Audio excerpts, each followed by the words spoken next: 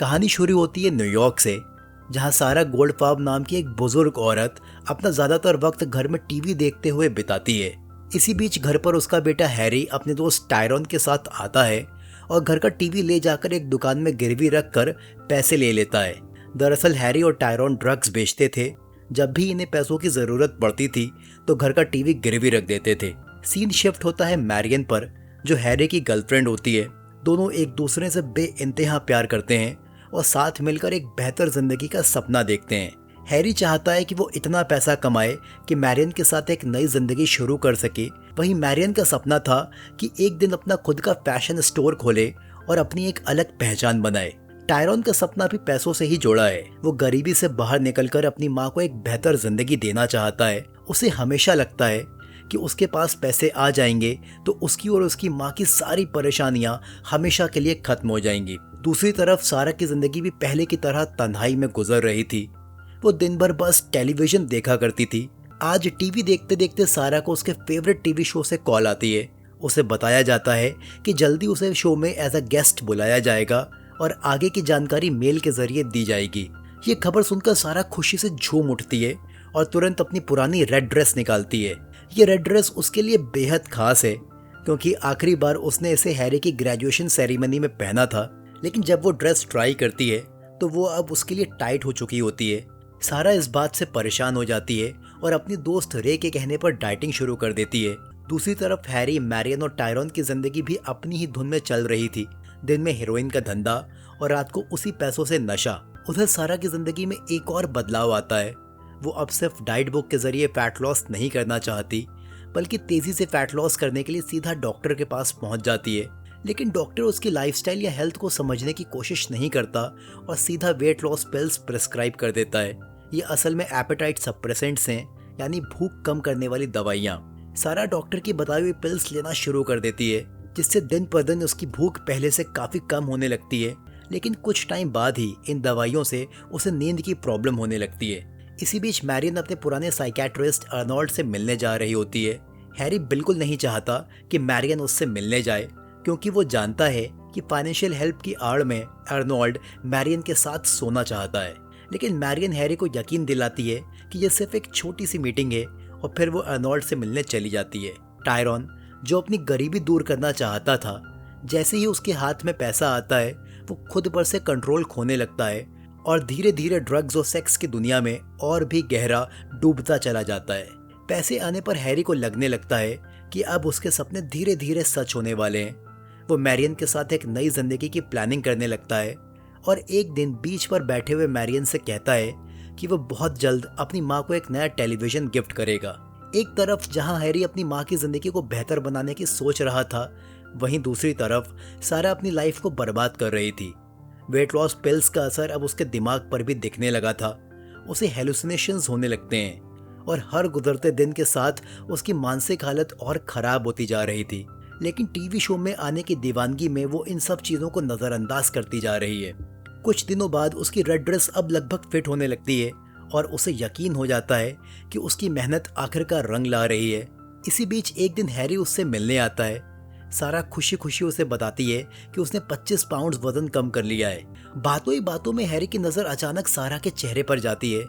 सारा लगातार अपने दांत पीस रही होती है। जब वो सारा से इस बारे में पूछता है तो सारा बेझिझक वेट लॉस पिल्स के बारे में बता देती है। वो कहती है कि इस बुढ़ापे और तन्हाई में टेलीविजन पर रेड ड्रेस पहनकर जाने का सपना ही अब उसके जीने की वजह बन चुका है और अगर ये मौका उसके हाथ से निकल गया तो उसके जीने की वजह ही खत्म हो जाएगी। हैरी उसे समझाने की पूरी कोशिश करता है, लेकिन सारा अपने फैसले पर अडिग रहती है। आखिरकार हैरी चुपचाप घर से बाहर निकल आता है। कार में बैठते ही उसकी आंखों से आंसू निकल पड़ते हैं। हैरी अपनी माँ को बचाना तो चाहता है, लेकिन अफसोस वो इस वक्त उसका सहारा बनने की हालत में नहीं था। इसी बीच एक दिन जब टायरॉन ड्रग्स खरीदने जाता है तो वहाँ अचानक दो गैंग्स के बीच शूट आउट हो जाता है और पुलिस आकर काफी लोगों को गिरफ्तार कर लेती है, जिसमें टायरॉन भी होता है। हैरी किसी तरह उसकी बेल करवाता है, लेकिन इस बेल में इनकी अब तक की जमा की गई ज्यादातर कमाई खत्म हो जाती है। ऊपर से इस शूट आउट के बाद पूरे शहर में ड्रग्स की सप्लाई भी कम हो गई थी।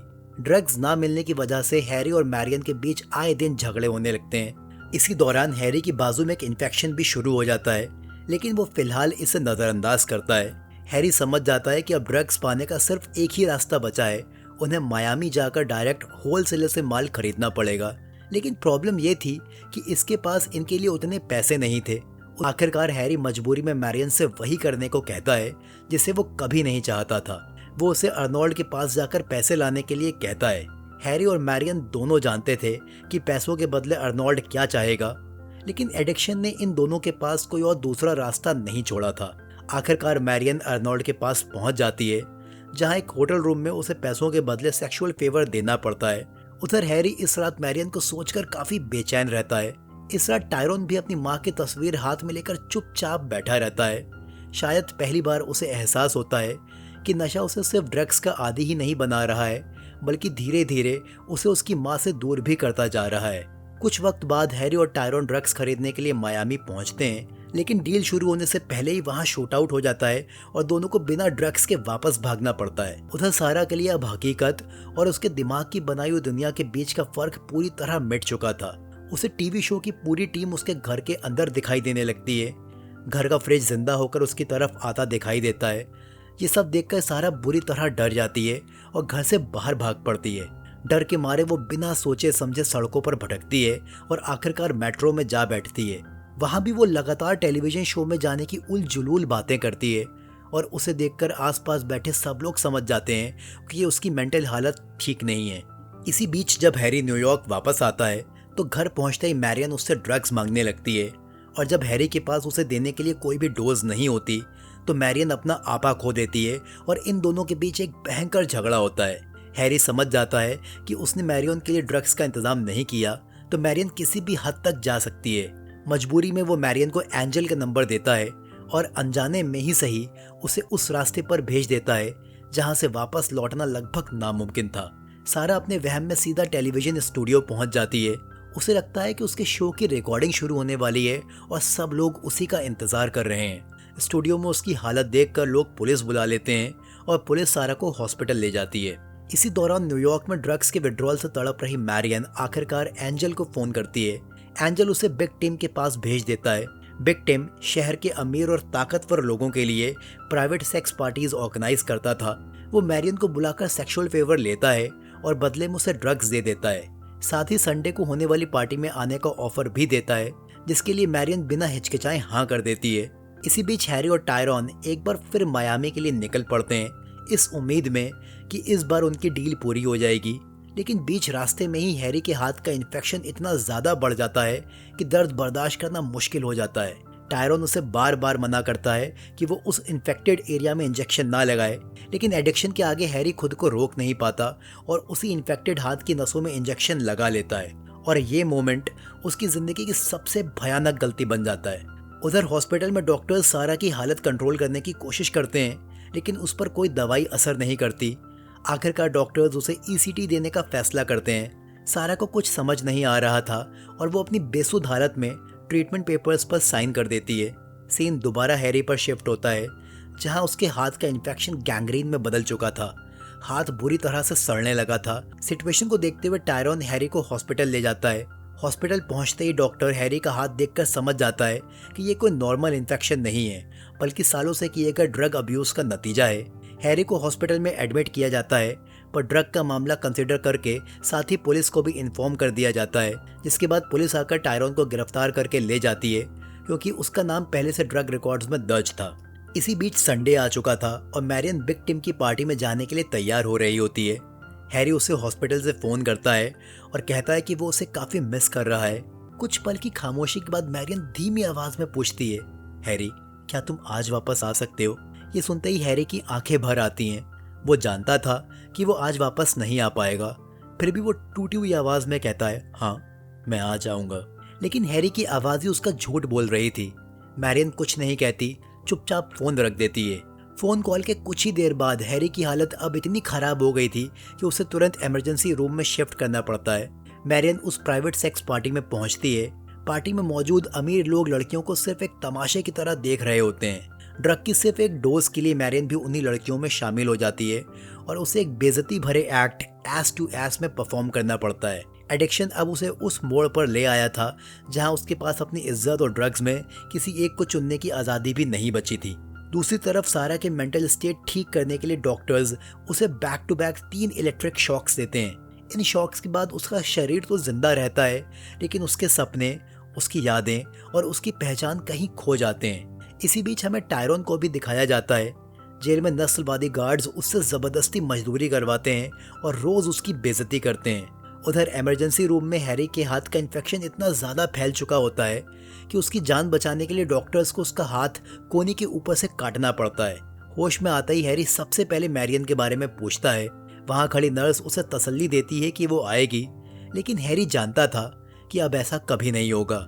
और जैसे उसकी नज़र अपने कटे हुए हाथ पर पड़ती है, उसके चेहरे पर उसकी बेबसी साफ नजर आती है। इस वक्त फिल्म हमें 4 अलग अलग तस्वीरें दिखाती है। हैरी जिसने अपना हाथ ही नहीं अपना पूरा फ्यूचर खो दिया था, टायरॉन जो जेल की दीवारों के बीच अपनी माँ को याद कर रहा था, मैरियन जो पार्टी से आने के बाद एक सोफे पर अकेली पड़ी थी, हाथ में ड्रग्स थे और ज़मीन पर उसके फैशन डिज़ाइंस बिखरे पड़े थे, और सारा जो अब भी अपनी दुनिया में खोई हुई थी। उसकी आंखों में अब भी वही टीवी शो चल रहा था। और इसी के साथ फिल्म की कहानी भी खत्म होती है। दोस्तों, अब बात करते हैं इस फिल्म के कंक्लूजन की। रेक्विएम फॉर अ ड्रीम हमें ये नहीं सिखाती कि सपने देखना गलत है। ये हमें सिखाती है कि जब किसी सपने को पाने की जिद इंसान से सही और गलत की समझ छीन लेती है, तब वही सपना धीरे धीरे उसकी ज़िंदगी की सबसे बड़ी सज़ा बन जाता है। और सबसे दर्दनाक बात ये होती है कि अपनी गलती का एहसास इंसान को तब होता है जब उसके सुधरने के लिए कुछ बचता ही नहीं है। और शायद इसीलिए इस फिल्म का नाम रेक्विएम फॉर अ ड्रीम है, क्योंकि रेक्विएम का मतलब होता है किसी की मौत के बाद गाया जाने वाला शोक गीत। लेकिन यहाँ शोक किसी इंसान की मौत का नहीं, बल्कि उन सपनों का है जो कभी पूरे नहीं हो पाए। वो सपने जिन्हें पाने की कोशिश में हैरी, मैरियन, टायरॉन और सारा धीरे धीरे खुद को कहीं खो देते हैं। वीडियो पसंद आया हो तो वीडियो को लाइक करिए, चैनल को सब्सक्राइब करिए। फिर मिलता हूँ अगले वीडियो में, तब तक के लिए गुड बाय।